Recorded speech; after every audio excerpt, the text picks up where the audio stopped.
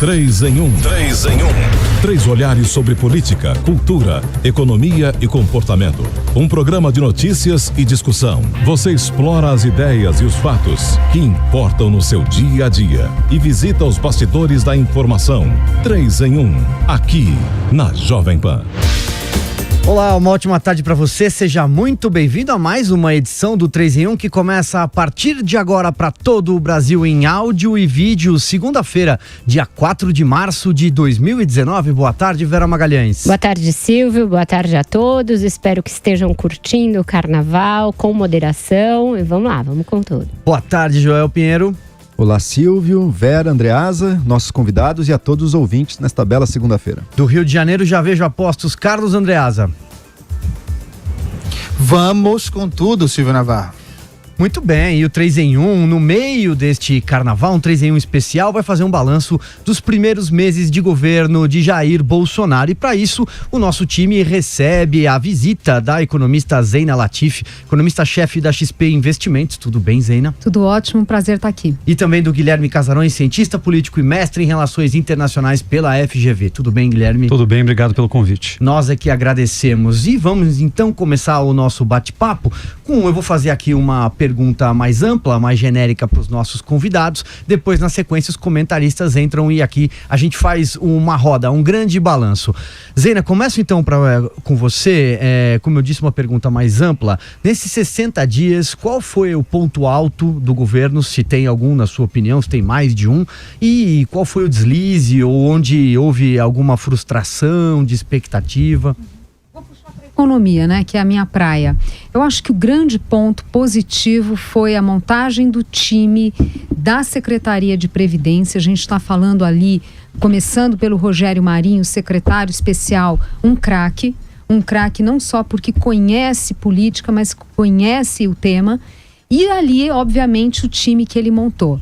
Isso foi uma surpresa muito positiva, até porque eu acho que durante a campanha discutiu-se menos do que deveria a Previdência. A gente sabe que campanha não dá para ser totalmente transparente, mas eu achei que ficou muito fraca essa discussão, e aí eu tinha medo de esse início de governo patinar aí na montagem de time e na própria proposta. E é claro, de um time de craques, a gente está vendo uma proposta de alta qualidade que incorpora o aprendizado que foi deixado pelo time econômico anterior, uma proposta ambiciosa e que não toca apenas na questão dos recursos ali, o impacto fiscal, mas também um cuidado em procurar tirar alguns temas da Constituição, que isso é importante haver maior flexibilidade para discutir Previdência e, sem dúvida, um olhar para fazer um regime mais justo. Então, acho que esse foi o grande destaque positivo.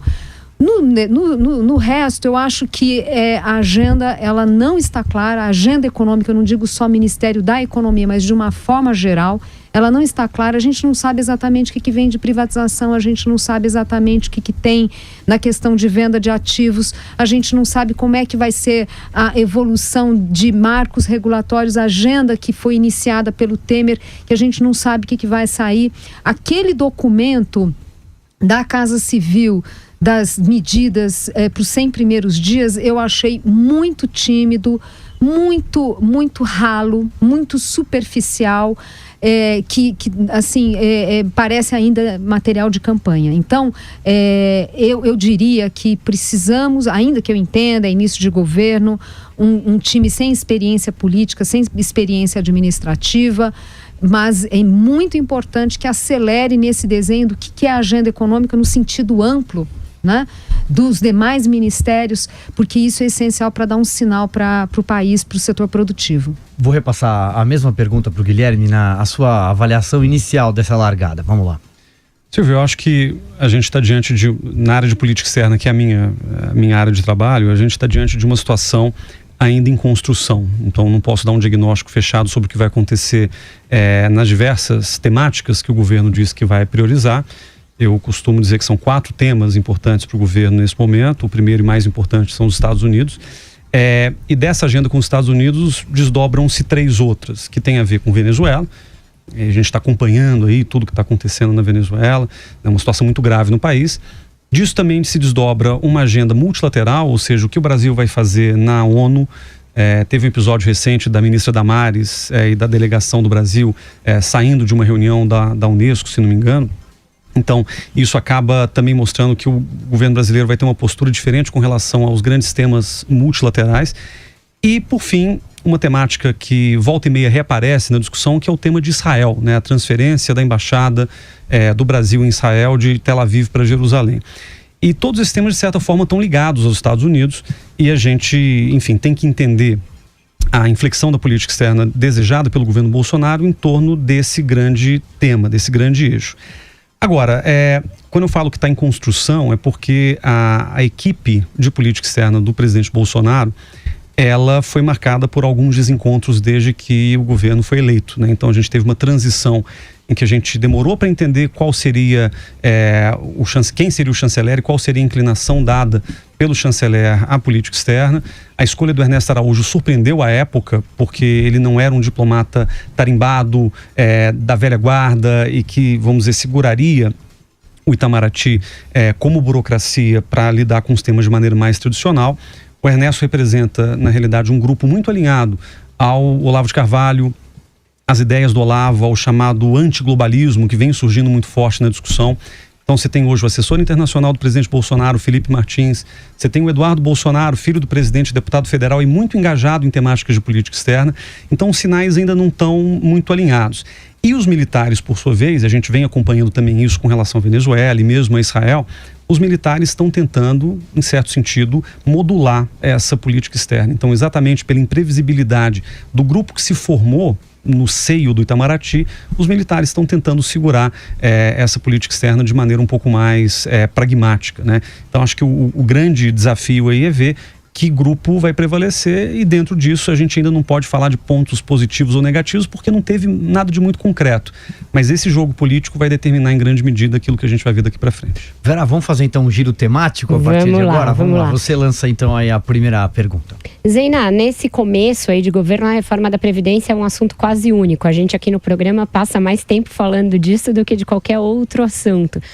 Você falou que considerou a proposta consistente e robusta, mas já tem algumas críticas vindas aí de setores diferentes a pontos específicos da reforma.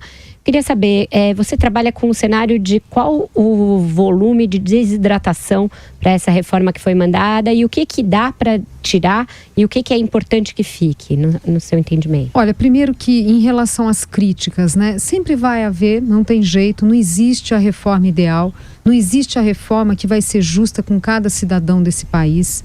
Cada um vai lá fazer a conta e vai falar, puxa, mas tem aqui esse detalhe, e se eu tivesse já 1 ano a mais de contribuição? Enfim, não vai ter a reforma ideal, mas eu acho que ela foi muito atenta a vários aspectos aí de distorções que a gente tem no nosso sistema previdenciário. Parte das críticas a gente só tem que tomar um pouco de cuidado, que muitas vezes eu não acho legítimas no sentido de grupos organizados que se manifestam para defender privilégios, né? E muitas vezes usam informações que não são corretas, não são verdadeiras, para criticar e tentar de alguma forma inviabilizar a reforma. A gente viu isso muito claramente quando o governo do Michel Temer enviou a reforma, né, a sua proposta para o Congresso. Então, coisas do tipo, o pobre que vai pagar mais, vai mexer com o mais pobre, enfim, esse jogo de utilizar informações que não são corretas como uma forma de manipular, na minha opinião, né, a opinião pública. Isso vai acontecer. O tamanho da desidratação, não sei, mas eu acho que não vai ser pouca, não. Eu acho que vai ser grande, por uma série de razões aqui. Primeiro, já falei da questão da campanha, isso foi um ponto que eu eu me preocupei muito o ano passado, que é o seguinte, tudo bem, tem limites para você, né, para ser sincero numa campanha, né? Mas o problema é que passou-se a mensagem para a sociedade que se você combate a corrupção, que se você coloca gente séria nos ministérios e faz ali uma privatização ou outra, e fazer privatização é fácil, basta vontade política, quer dizer, passou para a sociedade a ideia que o ajuste fiscal que a gente tem que fazer não é tudo isso. Que o dinheiro vai aparecer e os serviços públicos vão melhorar porque você combateu a corrupção e você colocou pessoas sérias no comando dos ministérios. Isso não é verdade. Então, eu acho que, de certa forma, eu não digo um susto, mas uma certa surpresa da sociedade, assim, mas vai ter que fazer essa reforma, né? Isso, tem que mexer com tudo isso, porque na campanha não foi falado. Na campanha parecia que era mais fácil. A outra questão é isso, nós temos uma democracia, acho que o Joel fala melhor do que eu sobre isso, mas ainda infantil, né? Assim, os grupos se organizam, eles têm uma capacidade de veto e de pressão no Congresso que é preocupante e bloqueiam essa agenda. Então, por mais bem intencionado que seja o presidente, o ministro da Fazenda, a pressão sobre o Congresso é muito grande. Então, acho que vai desidratar um bocado. Zena, eu queria só entrar rapidamente ainda nesse tema da Previdência. Tudo bem, existem objeções à Previdência que vêm de um lugar de defesa de interesses corporativos e muitas vezes com argumentos falaciosos. Mas eu tenho visto também críticas que, no meu entender, não necessariamente partem disso. Uma preocupação social, por exemplo, com a base da pirâmide brasileira, seja quem recebe BPC, seja trabalhadores rurais. Você acredita que a reforma da Previdência atual é justa também com esses grupos ou que aí teria um espaço, seria necessário fazer mudanças? Olha, eu acho que podemos ter ajustes ali, mas eu não acredito que seria necessário uma mudança muito radical naquilo que foi proposto à luz das distorções que a gente tem no país. Então, por exemplo, quando a gente olha o BPC, quando a gente olha o crédito rural, tem uma parcela que não é pequena, que não são os pobres e estão recebendo esse benefício. Não é para receber. Quando você pega, por exemplo, os estudos do Banco Mundial, do Pedro Neri, que é um especialista no assunto, o que a gente observa é que, enquanto o Bolsa Família é muito focalizado nos pobres, esses outros dois programas têm um problema sério de focalização. Tem muita gente, não é pouca gente, é muita gente que está recebendo 50%, enfim, que é coisa dessa magnitude e que não deveria estar recebendo. Então, às vezes parece que é crueldade ali do time econômico, mas na verdade tem uma justificativa técnica muito séria e também social. É muito importante que a gente ajuste essas regras para focalizar em realmente quem precisa e, obviamente, tratar das questões de fraudes. Eu mesma, pessoalmente, eu conheço gente que recebe BPC e que é gente que faz parte da elite do país. Isso não faz nenhum sentido. Muito bem, vou passar a bola para o Carlos Andreasa, que tem uma pergunta para o professor Guilherme. Vai lá, Andreasa. Casarões, uma discussão de natureza conceitual. Você falou na sua primeira exposição sobre globalismo e, portanto, falando sobre o Itamaraty, o Ministério das Relações Exteriores do Jair Bolsonaro, sobre antiglobalismo, porque, de fato, parece ser o norte do grupo, que é um núcleo de natureza ideológica ali representado. Então, essa expressão, esse conceito, globalismo, tomou o debate público sem as devidas amarras conceituais. E acho que seria importante, você é um especialista, apresentar aqui ou tentar criar alguma definição para o que seja globalismo, para que o ouvinte da Jovem Pan tenha esse conceito bem amarrado. Eu te pediria para fazer tentar amarrar isso aí. Andreasa, obrigado pela pergunta. Essa é a grande discussão dos últimos 4, 5 meses, né? A gente vem discutindo muito o que é o globalismo, como é que a gente concebe esse conceito. Não é um conceito de relações internacionais, isso tem que ficar claro. A gente não usa esse conceito na literatura consagrada de relações internacionais, e quando a palavra globalismo aparece, ela aparece muito ligada à globalização, a ideia de globalização econômica, enfim. A maneira como o governo brasileiro trata o conceito, que é uma maneira herdada do Olavo de Carvalho, mas também herdada de um debate público norte-americano dos últimos anos, ela basicamente coloca a temática do globalismo como se houvesse uma conspiração em nível global, como se houvesse uma direção em nível global, no sentido de estabelecer um governo mundial com um determinado conjunto de regras que fossem homogêneas para todo o planeta. E essa consideração parte, pelo menos na maneira como o professor Olavo de Carvalho constrói isso, ela parte da seguinte constatação: existe um conjunto de grandes fortunas do mundo aquelas que se unem no tal do Clube de Bilderberg, né, anualmente, para definir o futuro da humanidade. E essas grandes fortunas, elas teriam uma agenda de dominação econômica em nível global.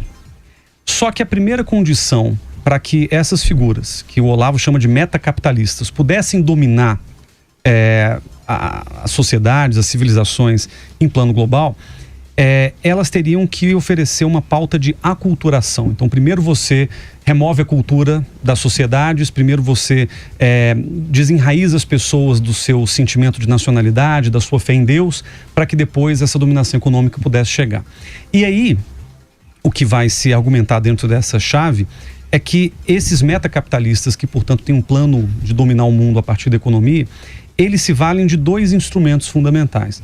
Um instrumento que seria o instrumento institucional, que é usar as Nações Unidas e todas as ferramentas que a gente chama de multilaterais para poder construir um conjunto de leis, um conjunto de pautas que se aplique a todo mundo, que se imponha sobre todo mundo, muitas vezes até no sentido contrário às leis nacionais. Essa é uma crítica, aliás, que os antiglobalistas fazem o tempo inteiro, que a ONU está aprovando coisas que não nos interessam como nação e tal.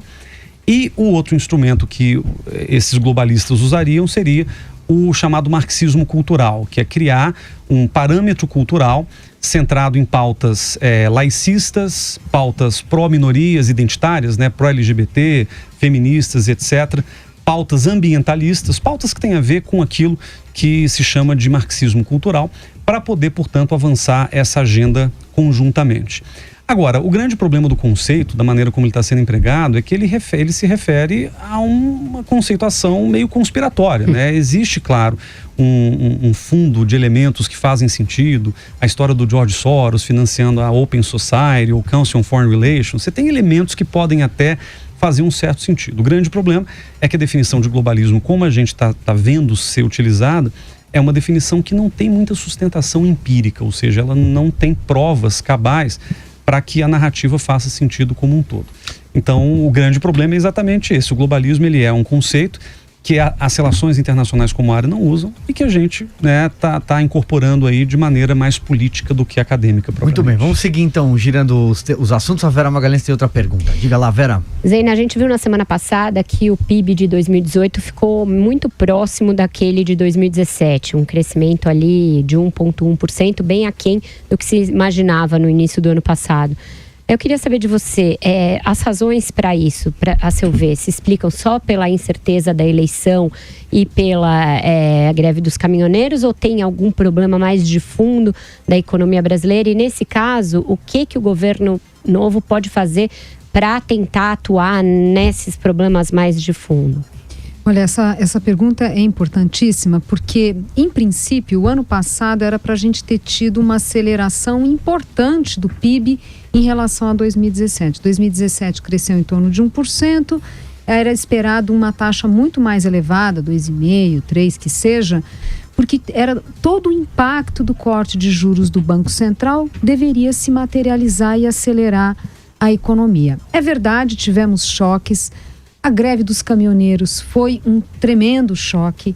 A decisão de tabelamento do frete foi um equívoco que gerou uma desorganização ali no setor produtivo, custos, né, para o setor produtivo. Só não foi pior porque tiveram as liminares e agora caíram, sabe lá Deus o que vai acontecer agora.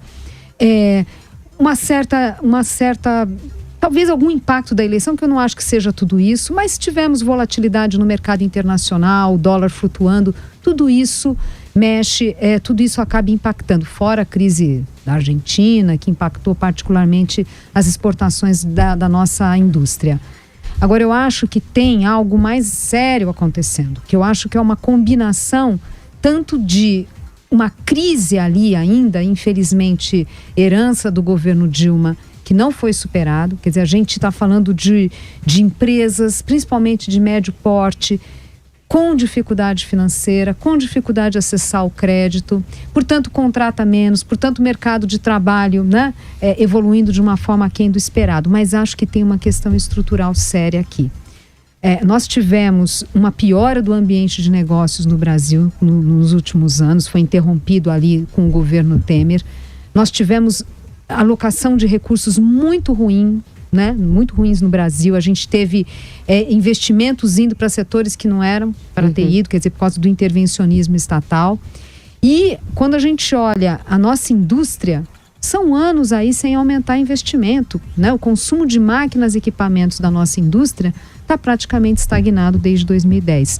Tudo isso pesa na nossa capacidade de crescer. Então, o tal do crescimento potencial, quanto a gente pode crescer sem esbarrar nos gargalos de infraestrutura, de capacidade instalada, de mão de obra, enfim, qualificada, talvez esteja hoje muito baixo. No Brasil, acho que é abaixo de 2%. Então, tudo isso para dizer o seguinte, não é só a reforma da Previdência. Nós precisamos avançar nessas reformas estruturantes, por exemplo, reforma tributária, para que a gente possa eliminar esses obstáculos. Foi uma agenda já iniciada no governo passado, mas que a gente precisa ver uma aceleração, uma continuidade.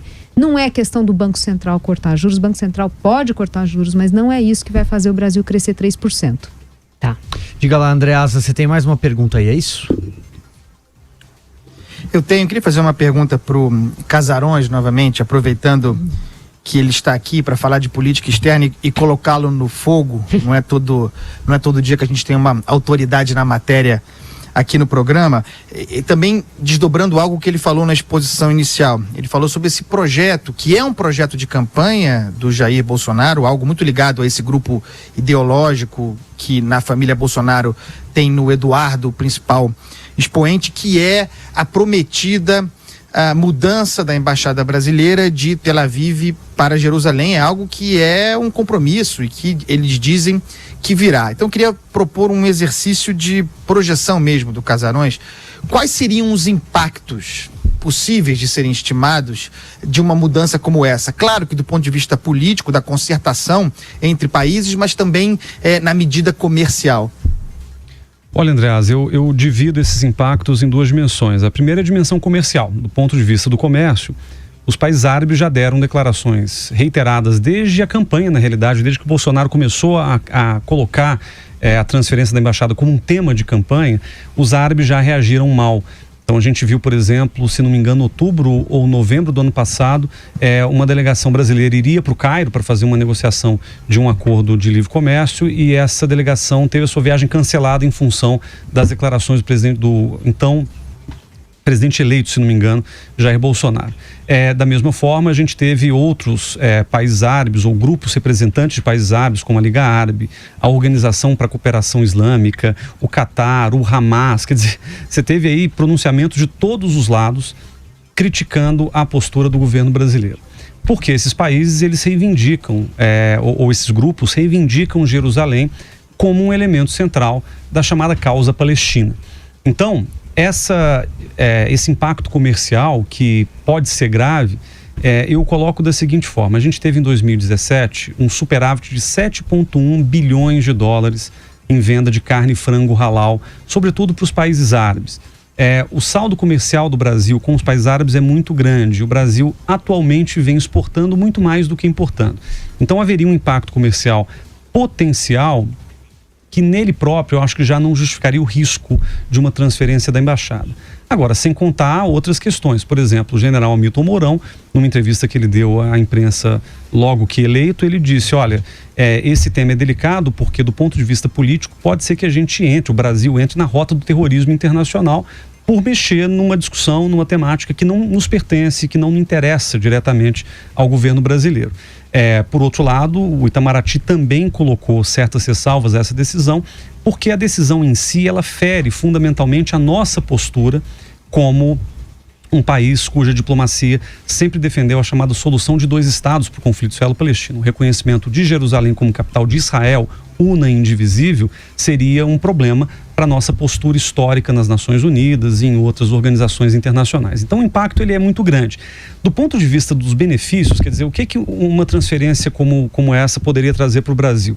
mais comércio com Israel, isso me parece claro, ainda que Israel nunca tenha colocado a rigor como pré-condição para negociar ou para ter mais comércio uma relação que envolva a transferência da embaixada. Então Netanyahu, ele ficou muito feliz quando o Bolsonaro começou a prometer isso, mas ele nunca disse textualmente, olha, eu só negocio com o Brasil se a transferência da embaixada for realizada. O que significa que, pelo menos da minha forma de ver, Bolsonaro ele ofereceu essa temática de maneira quase que gratuita para o governo de Israel, e agora ele criou uma situação em que fica muito difícil dar um passo atrás, porque a bancada evangélica já está muito presa a esse tema. O Silas Malafaia já deu uma declaração recente dizendo que ficará muito ruim para o Brasil caso o governo brasileiro decida não mexer na embaixada. O Eduardo Bolsonaro já falou várias vezes que não se trata de uma questão de se mudaremos a embaixada, mas sim de quando. Então, a situação política hoje, toda ela caminha para, de fato, a transferência da embaixada em algum momento desse ano, ainda que a gente não saiba exatamente quando isso pode acontecer. O episódio recente de Brumadinho acelerou esse processo, já que a cobrança agora é muito grande de que o Brasil tem essa relação carnal com Israel que ele sempre prometeu. Posso acrescentar um ponto rapidinho? Dá tempo? Diga rapidinho. Não, porque assim, a gente já tem um mundo que está desacelerando, comércio mundial desacelerando. Para o Brasil conquistar market share, né, as nossas exportações ganharem espaço no mercado mundial, vai ser muito mais sofrido. Agora não era a hora de tocar em temas como esse, né? Ainda mais com a economia tão fragilizada. Mais ruído, né? Não era momento, né? Eu não vejo benefício e acho que a gente pode estar realmente perdendo a oportunidade de discutir temas que realmente são importantes para o país. Eu preciso fazer um rápido intervalo comercial, mas voltamos em 3 minutinhos.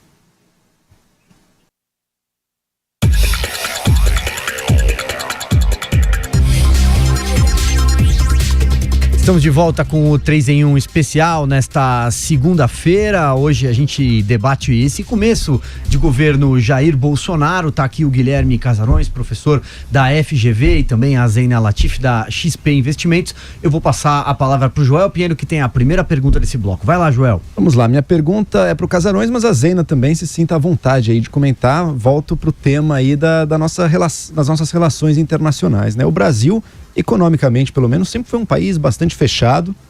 Agora, na retórica da equipe econômica do governo, pelo menos, há um desejo claro de abertura, embora talvez o mundo esteja se fechando e seja mais difícil, portanto, para o Brasil agora, nesse momento, se abrir economicamente.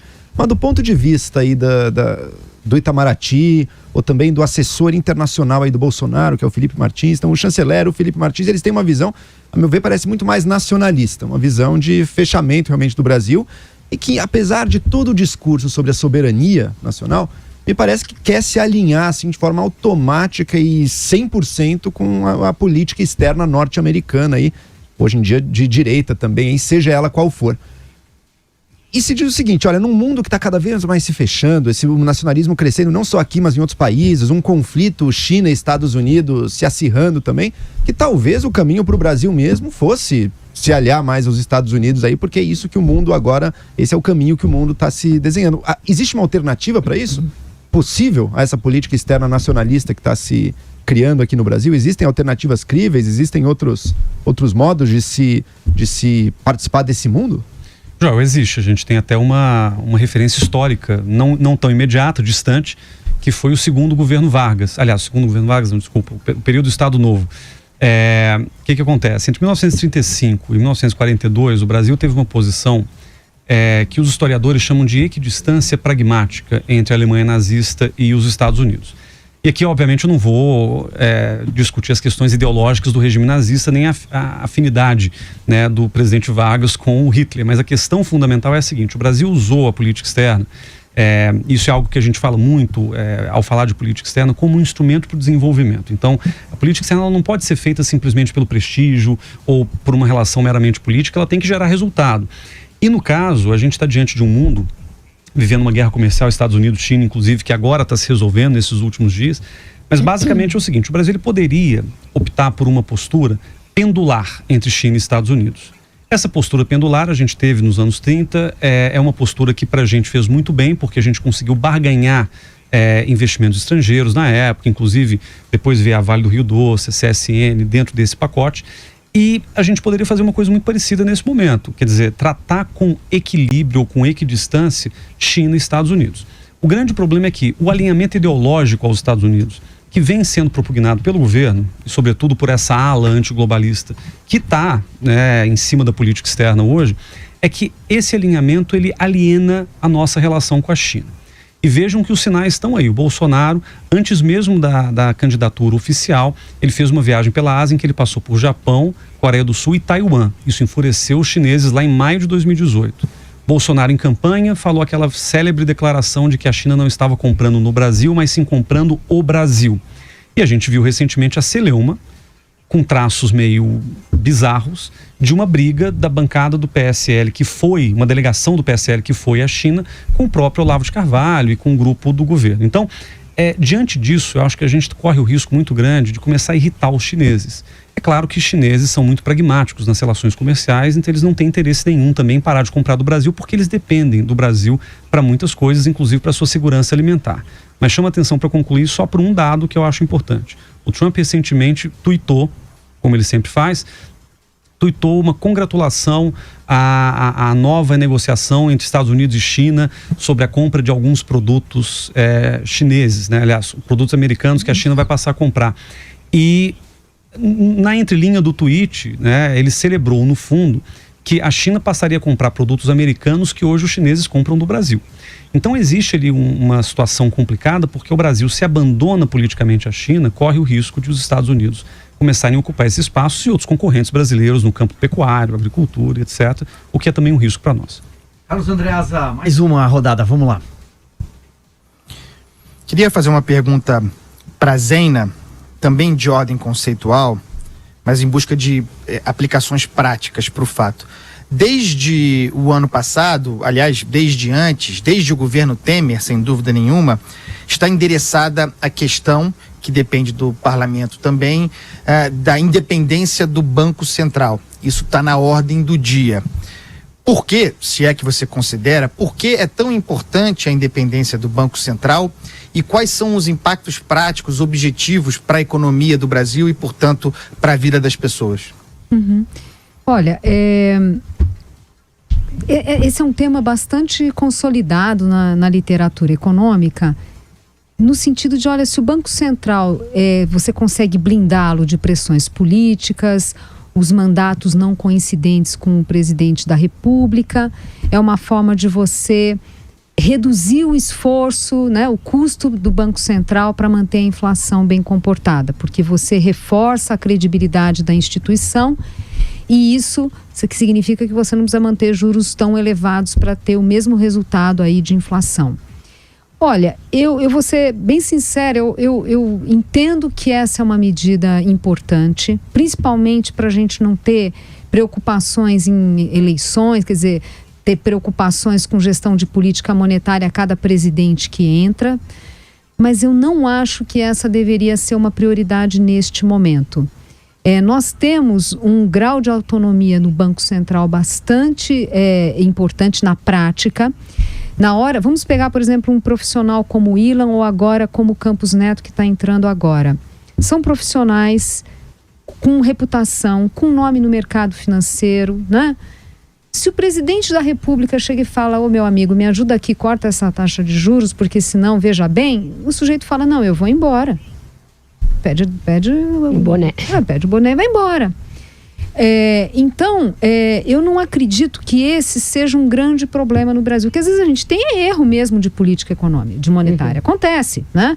Ainda bem que tem reunião a cada 45 dias e se o Banco Central acha que errou numa reunião, na outra conserta.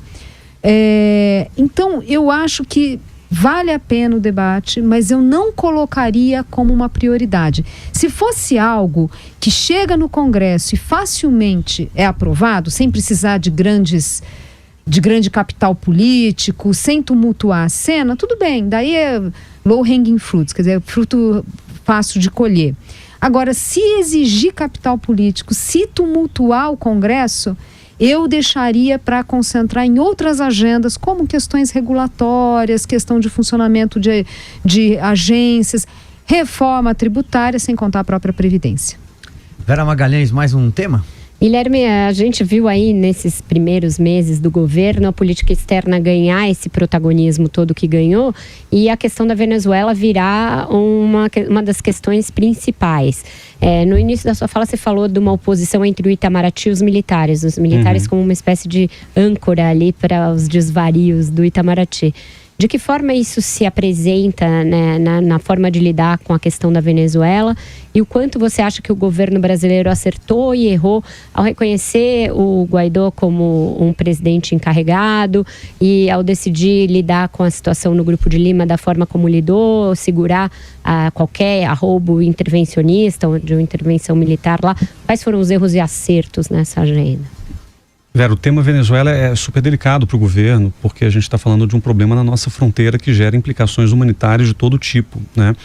E com as quais a gente vem tentando lidar até com dificuldade, a xenofobia em Roraima, tudo que a gente viu nos últimos tempos. O que acontece é o seguinte, na Venezuela, o governo brasileiro ele sempre teve uma postura mais reativa ao que acontecia lá. Claro, existem afinidades ideológicas, isso não está em questão. O governo Dilma acho que conduziu muito mal as primeiras crises do governo Maduro, que foram acontecendo e o governo brasileiro não se posicionou, na convicção de que não intervenção, a gente não se mete no problema da Venezuela e deixa a coisa rolar. O problema é que quando estourou a crise efetivamente, vamos dizer de 2017 para cá, com toda aquela pataquada de o Maduro tirar da Assembleia Nacional o poder legislativo, jogar para a Suprema Corte, tudo isso gerou um impacto muito grande sobre não só a Venezuela, como por uma dinâmica local. Começaram a fugir venezuelanos para a Colômbia, para o Brasil, com todos os impactos que a gente viu. Então, o governo Temer se afastou um pouco do tema e acabou, vamos dizer, terceirizando a posição brasileira para o Grupo de Lima.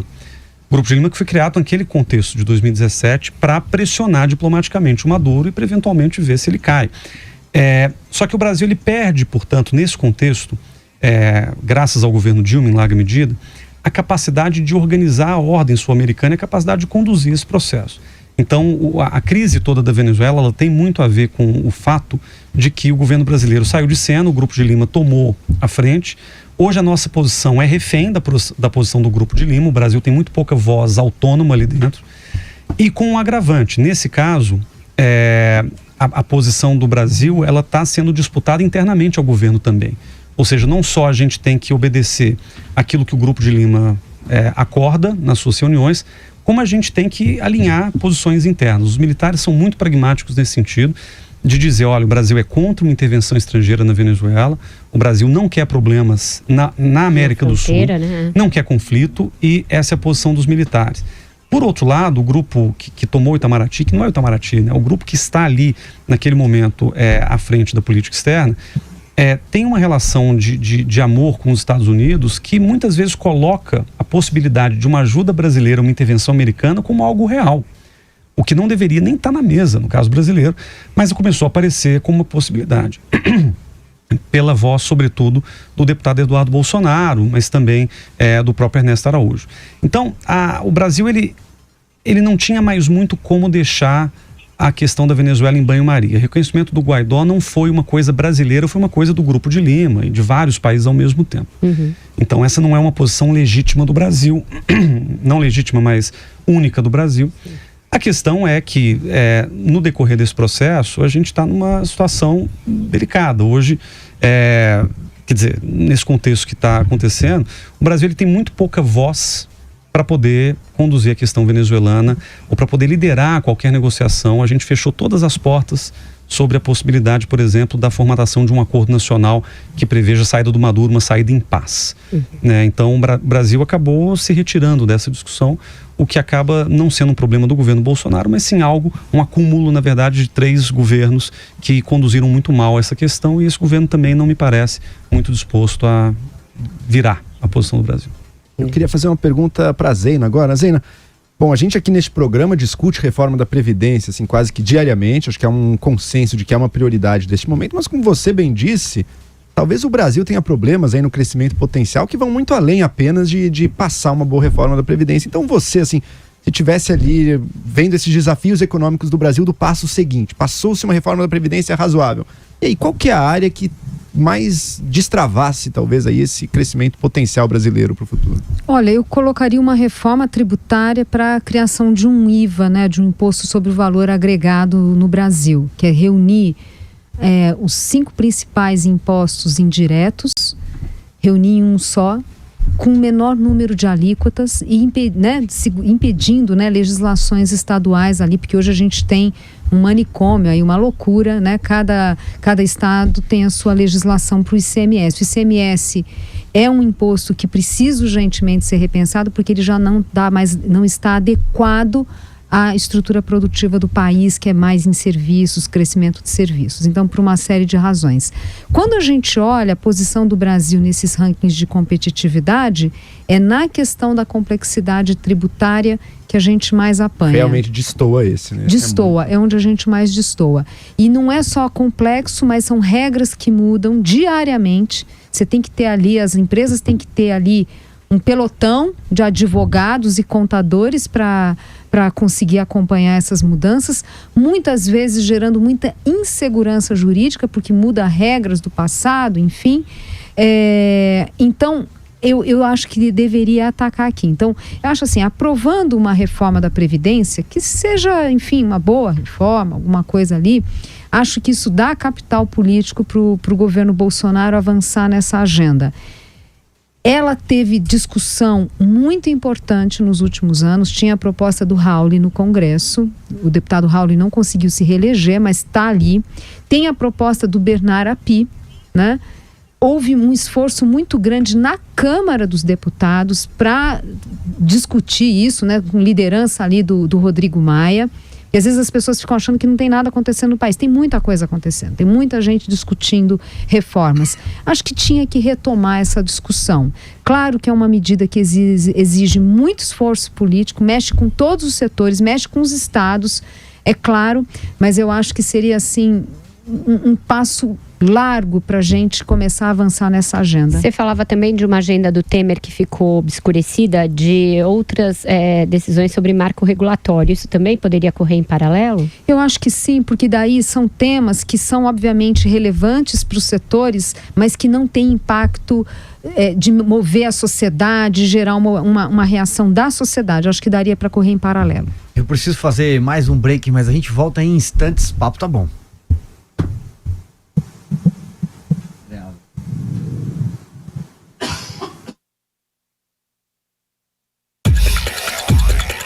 De volta com o 3 em 1 especial nessa segunda-feira carnavalesca. Vamos lá, Andreasa, no pique, mais uma pergunta. Pra Zeina, né? Pra Zeina, pesquisadora, acadêmica, sobre projeção de crescimento brasileiro e, portanto, também geração de emprego. Um cenário otimista, com a aprovação da reforma da Previdência em 2019. Com que números a Zeina trabalha? Olha, infelizmente só a reforma da Previdência não é suficiente para o Brasil crescer em linha com o mundo. O mundo cresce 3,5%, só a reforma da Previdência não permite isso. Provavelmente o nosso potencial de crescimento é muito baixo, eu acho que seria algo na casa de 2%. Obviamente que isso significa que a redução do desemprego é muito lenta.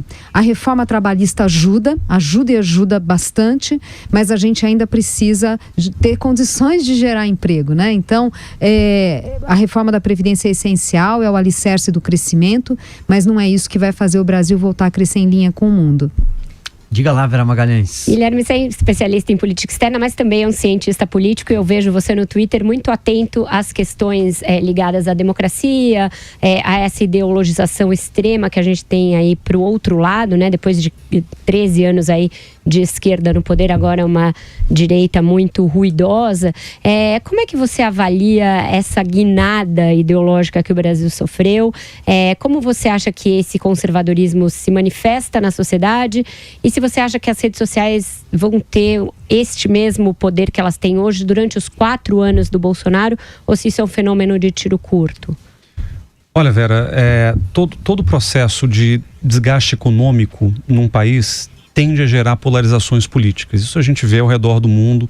2008, aliás, abriu um alçapão global de extrema esquerda e extrema direita em vários lugares do mundo. Então, acho que a gente é muito fruto disso também. Eu acho que a questão é que, com as redes sociais, a gente começa a sentir muito mais a estridência do extremismo, né? Então, existem grupos que são absolutamente periféricos nessa discussão, mas que começaram nas redes sociais a aparecer, a xingar, a se manifestar, a se mobilizar. Parte disso tem a ver com as redes sociais e com o efeito que ela gera, as bolhas que ela cria. E parte disso tem a ver também com uma percepção que eu acho que, nesse caso, também é global e que no Brasil coincide com o ano de 2013, que é a percepção de que a sociedade, cansada da política, em mais um ciclo, né? A canseira da política é uma coisa recorrente, mas cansada da política em mais um ciclo, ela toma as ruas e começa a se organizar em movimentos que não são partidários mais. Então, tudo aquilo que surgiu de 2013 para cá, MBL, Vem Pra Rua, Movimento Passe Livre, partidos que começaram a tomar forma nesse processo, acabam representando também posições que o sistema político ou que o espectro político não comportava. Então, o nosso sistema político ele sempre foi muito centrípeto, né? Os partidos políticos tendiam ao centro ao longo da nossa história democrática e esses movimentos de rua eles começaram a fazer um empuxo no sentido contrário, uma coisa meio centrífuga. Então, as redes sociais, que foi a plataforma de muitos desses grupos, somada ao fato de esses grupos terem brotado da rua, eu acho que ele amplifica essa dicotomia que a gente está vendo hoje entre uma extrema esquerda ruidosa também e uma extrema direita conservadora com seus traços muito próprios dentro dessa chave que a gente comentou do antiglobalismo. O Joel Pinheiro tem mais uma questão aqui na nossa roda. Vamos lá, para Zeina. Zeina, privatizações foi um tema que chegou até a ser utilizado na campanha. Eu lembro do Guedes falando do 1 tri das privatizações. A gente tem Bolsonaro que fala em empresas estratégicas também, então muita coisa aí não será privatizada. Do ponto de vista de um economista, aí, o que dá para fazer de privatização? Quanto o Brasil pode esperar de ganhos, tanto para o Estado brasileiro de receita, mas também de melhora aí da economia vindo de privatizações? Olha, à luz disso que você já colocou, né, as falas do Bolsonaro de não querer mexer em setores supostamente estratégicos, eu acho que vai ser bastante limitado. Nós tivemos já uma retomada dessa agenda aí de arrumação das estatais a partir, inclusive, do novo marco, né, da lei das estatais e um esforço dos últimos anos, né, de dar uma saneada, né, os resultados ficaram melhores, foram 20 empresas estatais que foram liquidadas nos 2 últimos anos. Então é uma agenda que já começou, não é que ela vai ser retomada, ela já foi retomada no governo Temer. Agora, o fato de limitar, quer dizer, não pode banco público, não pode... Eletrobras acho que não deve sair, acho que devem fazer alguma forma de capitalização, mas não parece que vai haver privatização da Eletrobras. Isso limita muito o escopo. Claro que tem as vendas de subsidiárias, mas aí das estatais, mas aí é decisão da Petrobras, é decisão de cada uma, né, delas, né? Não seria exatamente alguma decisão ali autônoma do governo. E no caso também nem seria a receita para o governo, é a receita da Petrobras, é da empresa. Então acho que vai ser mais tímida, mas é importante colocar 2 pontos aqui. Primeiro, que nem tudo é passível de privatização. Tem empresa que não vai privatizar, a Embrapa. Né? Não é o caso, não é uma empresa para se privatizar, que é de pesquisa na área da agropecuária, que já teve contribuição tão importante para o país. Tem empresa que você pode privatizar, mas é uma engenharia financeira tremenda que você vai ter que fazer para atrair o setor privado. Infraero, Correios, não é uma coisa que você faz da noite para o dia. E terceiro, não é isso que vai resolver o nosso problema fiscal. Você pode até ter um ganho ali, mas não é isso que vai resolver as despesas crescentes que a gente tem de um país que envelhece e os gastos da Previdência só fazem crescer. Muito bem, nosso tempo já está acabando, o papo bom é assim, passa rápido, mas eu queria pedir para vocês ali, numa espécie de consideração final, numa frase mesmo, resumidamente, a gente falamos aqui sobre todos os problemas, questões, mas é começo de governo, né? O que esperar de positivo aí para esse semestre? Começo com você, professor Guilherme. Olha, a gente tem que esperar um realinhamento das forças internas do governo em torno das pautas que realmente são importantes. A Zina também comentou sobre isso. É importante que pautas sejam priorizadas e na política externa a gente espera que esse novo alinhamento possa trazer, então, pautas importantes para o governo. Você, Zena? Eu concordo, acho que precisa ter foco, mas eu sinto também que precisa de uma arrumação, né? A impressão que dá é que um governo que, diante de uma agenda que é tão urgente para o país, do país voltar a crescer, parece que não caiu muito a ficha. Está precisando dar uma arrumada ali em cima de diagnósticos sérios. Quer dizer, não é hora de discutir picuinha, hino nacional, agora é hora de discutir o país, o que fazer para o país voltar a crescer em cima de diagnósticos corretos e elegendo prioridades. Muito bem, quero agradecer mais uma vez a gentileza da economista-chefe da XP, da Zena Latif, do professor Guilherme Casarões, cientista político e mestre em relações internacionais pela FGV, que participaram aqui desse 3 em 1 especial no meio do carnaval, analisando os primeiros 2 meses do governo Jair Bolsonaro. Vera Magalhães, a DJ carnavalesca, tem uma trilhazinha aí pra gente encerrar o programa? Não, carnavalesco aqui é o nosso torcedor do Império Serrano, Carlos Andreasa, foi ele que escolheu. Eu passo a bola ali pro Rio de Janeiro. Então vamos lá, Andreasa. É a marchinha clássica, talvez a minha favorita, Aurora, Mário Lago e Roberto Roberti. Sobe o som. Assim, isso aí, tchau pessoal, boa Tchau pessoal, folia. Amanhã tem 3 em 1 de novo, hein? Aproveite, com moderação, juízo. Até lá. Falou pessoal, até amanhã. Obrigada, gente.